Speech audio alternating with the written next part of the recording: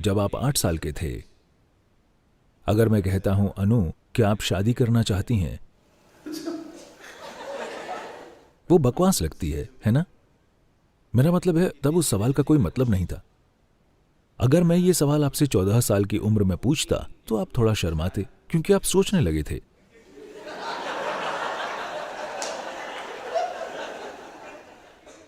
क्योंकि शरीर एक खास तरीके से बढ़ने लगा है, हार्मोन्स ने बुद्धि पर कब्जा करना शुरू कर दिया है और अब आप सोच रहे हैं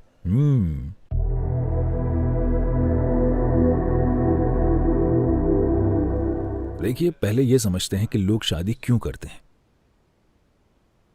एक इंसान के तौर पर, चाहे आप आदमी हो या औरत, आपकी कुछ जरूरतें होती हैं।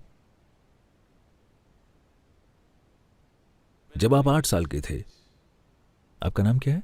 अनुष्का। अनुषा? अनुष्का। अनु? अनुष्का। ठीक है।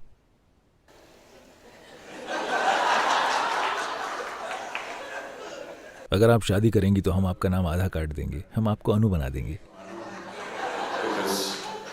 क्योंकि शादी करने के लिए आपको संस्कृत विद्वान कहां मिलेगा।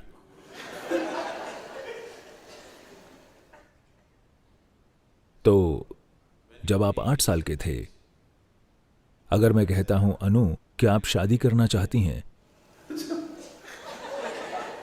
वो बकवास लगती है ना? मेरा मतलब है तब उस सवाल का कोई मतलब नहीं था। हाँ, उस सवाल के कोई मायने नहीं थे। अगर मैं आपसे तब पूछता जब आप 6 के थे, तो उसका कोई मतलब नहीं होता। जब आप 8 के थे, तो ये इस पर निर्भर करता है कि आपका परिवार किस तरह का है। ये या तो एक मजाक होता, या आप इसका विरोध करते, या इसे वाकई समझे बिना आप हाँ कह देते। अगर मैं ये सवाल आपसे 14 साल की उम्र में पूछता तो आप थोड़ा शर्माते, क्योंकि आप सोचने लगे थे।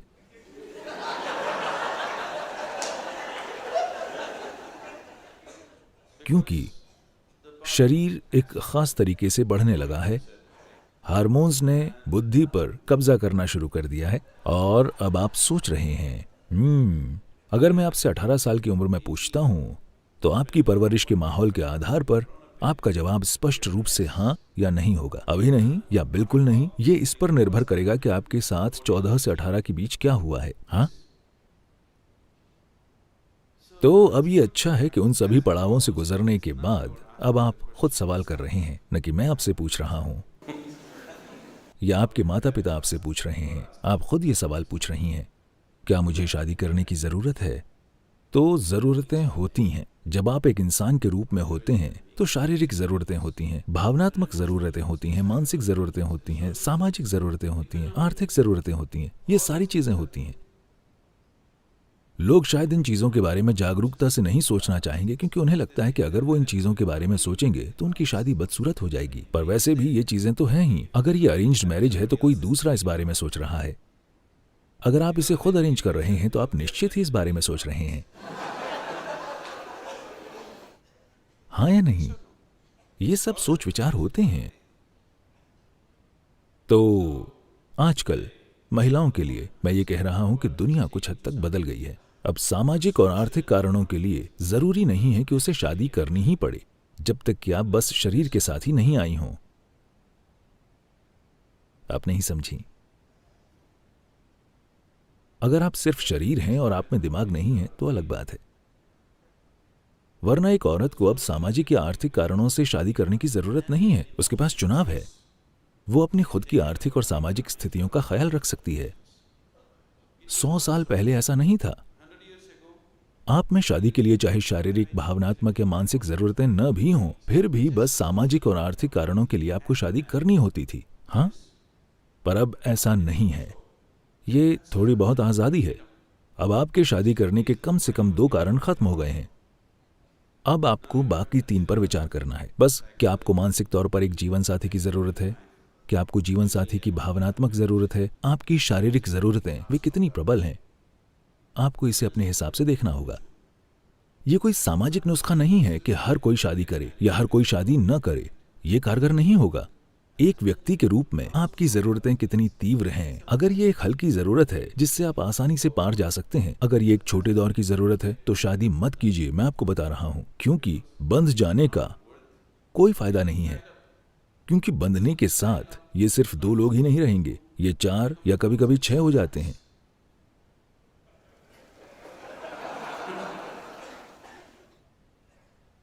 मैं ये नहीं कह रहा हूं कि यह गलत है। क्या आप इसे चाहती हैं? यही सवाल है। हर इंसान को खुद के लिए सोचना चाहिए, न कि सामाजिक मानदंड से चलना चाहिए।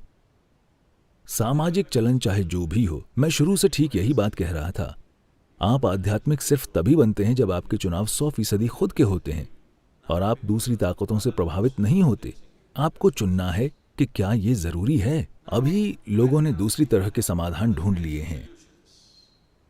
पश्चिम में और भारत में भी काफी हद तक ये होने लगा है। ठीक है, हम शादी नहीं करेंगे, हम दोनों बस साथ रहेंगे, हम लोग साथ साथ रहेंगे। तो ये साथ रहना, अगर आप बस एक इंसान के साथ रह रहे हैं तो ये वैसे भी शादी ही है, ठीक है, चाहे आपके पास शादी का सर्टिफिकेट हो या ना हो। पर अगर आप सोच रहे हैं कि आप हर सप्ताह अपना साथी बदल सकते हैं, तब आप खुद को एक गंभीर नुकसान पहुंचा रहे हैं।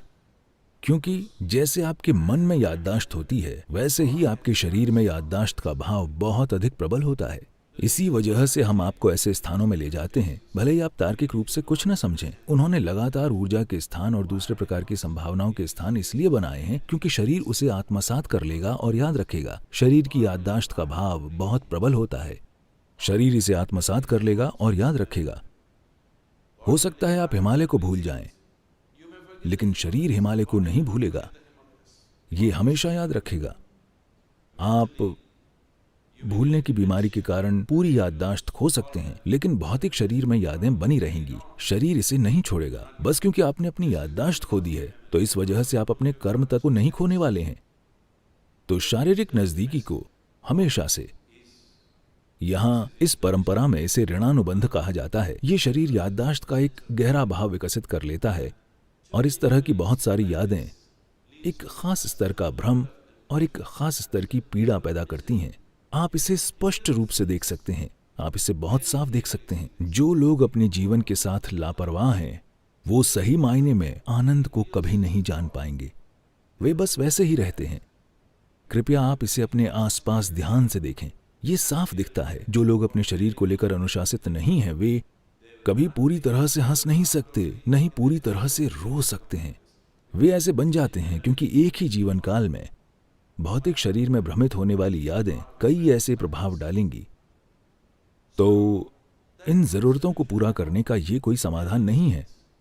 तो आप या तो शादी कीजिए या शादी मत कीजिए कि आप इन जरूरतों से परे चले जाइए। लेकिन ये ऐसी चीज है जिसे आपको निजी तौर पर देखना होगा कि मेरी जरूरत कितनी तीव्र है। अगर आप स्पष्टता से और समाज से प्रभावित हुए बिना इस पर गौर करना चाहते हैं, तो हमेशा सबसे अच्छा ये होगा कि आप 1 महीने की छुट्टी लें, आश्रम में रहें और बस ध्यान करें। जब आप निर्णय ले लें, तब आपको स्पष्टता की स्थिति में होना चाहिए।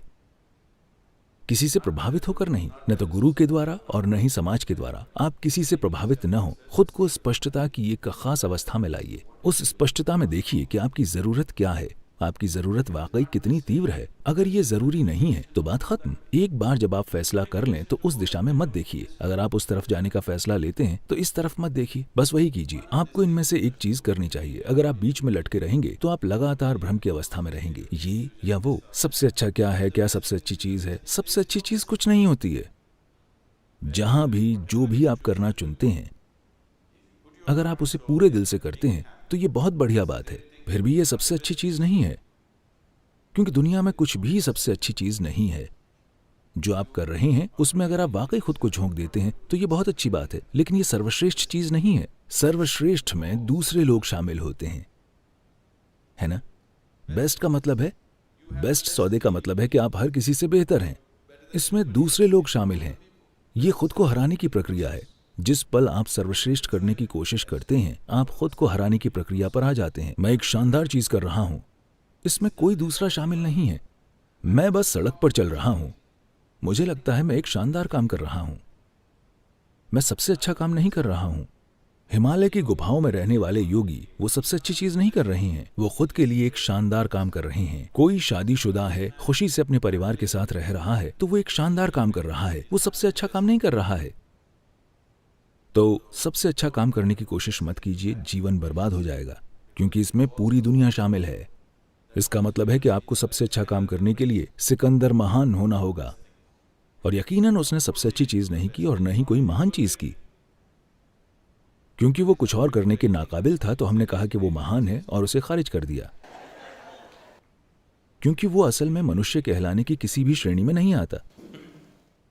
तो ये ऐसी चीज है जिसके लिए आप अपने अंदर स्पष्टता का एक स्तर लाइए और अपना निर्णय लीजिए। एक बार जब आप फैसला कर लें फिर कोई भटकाव नहीं होना चाहिए, क्योंकि निश्चल तत्वम जीवन मुक्ति। अगर आप जो भी आप कर रहे हैं, आप बस पूरी भागीदारी से झाड़ू लगाते हैं, हर दिन आप झाड़ू लगाएं, आपको आत्मज्ञान मिल जाएगा। मैं मजाक नहीं कर रहा हूं, इसके लिए इतना ही करना है। पर समस्या यह है कि जो आदमी झाड़ू लगा रहा है वो कुछ और बनना चाहता है, कोई दूसरा झाड़ू लगाना चाहता है। ये इंसान वो करना चाहता है, वो इंसान कुछ और करना चाहता है। कोई भी अपना काम पूरी भागीदारी के साथ नहीं कर रहा। यही पूरी समस्या है। आप जो भी कर रहे हैं, अगर आप उसे पूरी भागीदारी के साथ करते हैं, अगर आप में निश्चल तत्वम है, यानी आप जो कर रहे हैं आप उसी में लगे रहते हैं, बस उसी में। हिमालय की सड़कों पर गाड़ी चलाना आपके साथ यही करता है। ट्रैकिंग या पर्वतारोहण भी आपके साथ यही करता है। जब आप ये काम करते हैं तो आप कुछ भी और नहीं कर सकते। आप कुछ और करने की कोशिश करेंगे तो वो आपका आखिरी काम होगा। अगर आप इन सड़कों पर अपनी गाड़ी वाकई तेज चलाते हैं तो आप सिर्फ वही कर सकते हैं। अगर आप कुछ और करने की कोशिश करते हैं तो वो आप आखिरी काम कर रहे होंगे। तो आप अपना जीवन उस तरीके से जिएं, आप जो भी कर रहे हैं आप बस पूरी तरह वही करें। अगर आप में वो निश्चल तत्वम है तो आप चाहे जो करें वो ठीक है, पर हर दिन बदलते रहना। जो लोग 15 साल से शादीशुदा हैं अब वो सोच रहे हैं शायद मुझे ब्रह्मचर्य लेना चाहिए था। जो लोग 10 साल से ब्रह्मचारी हैं अब वो सोच रहे हैं शायद मुझे शादी कर लेनी चाहिए थी। ये जीवन की अंतहीन बर्बादी है।